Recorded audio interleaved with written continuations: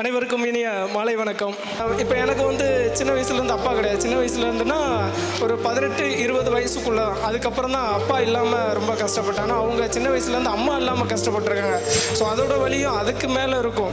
ஒரு அம்மாவா ஒரு அப்பாவா அவங்க அந்த இடத்துல இருந்திருப்பாங்க. ஸோ அதுக்கு நிறைய பேரோட சப்போர்ட்டும் இருந்திருக்கும். ஆனால் இருந்தாலும் அந்த அந்த அந்த அன்பு இருக்குல்ல, அதான் கடவுள் என்னை பொறுத்த வரைக்கும்.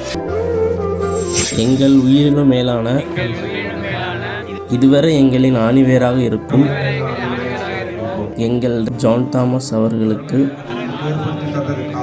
எங்களின் அன்பு நினைவுகள்.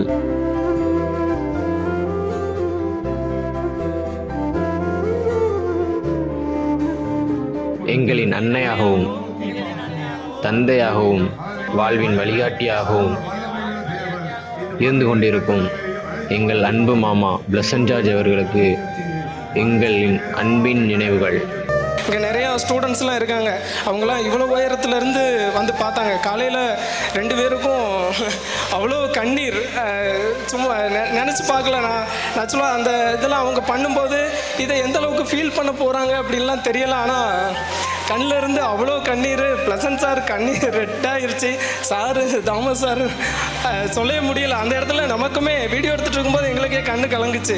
ஸோ அது சும்மா வராது. ஏதோ இவங்க வந்து இப்படி பேசுகிறாங்க, இவங்க இதை கொடுக்குறாங்க, இத்தனை வருஷத்துக்கு கழித்து பார்க்குறாங்க. அதெல்லாம் மனப்பூர்வமாக செய்த உதவி இன்னைக்கு நம்ம முன்னால் விருட்சமாக வளர்ந்து நிற்கும் போது அவங்க நல்லா இருக்கிறத பார்க்கும்போது அவ்வளோ சந்தோஷத்தில் அந்த ஆனந்த கண்ணீர்னு சொல்லுவோம்ல, அந்த கண்ணீர் தான் அது.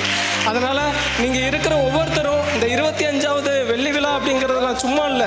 இந்த எவ்வளோ வருஷம் எவ்வளோ தடைகளெல்லாம் தாண்டி வந்து உங்களை இவ்வளோ தூரம் வளர்த்துருப்பாங்க அப்படிங்கிறது உங்களுக்கு தெரிஞ்சிருக்கணும். நீங்கள் அதை புரிஞ்சு நடந்துக்கணும். உங்களுக்கு எப்படி இவங்க அந்த உதவியை செஞ்சாங்களோ அதே மாதிரி நீங்கள் அந்த உதவியை அவங்களுக்கு திரும்ப செய்யணும்னு அவங்க எதிர்பார்த்து எதுவுமே செய்யலை. நீங்கள் அதே மாதிரி உங்களை மாதிரி கஷ்டப்பட்டவங்களுக்கு நீங்கள் உதவி பண்ணுறதெல்லாம் அவங்களோட பெரிய சந்தோஷமே இருக்குது. வாய்ப்புக்கு நன்றி கூடி விரைவிடுங்க.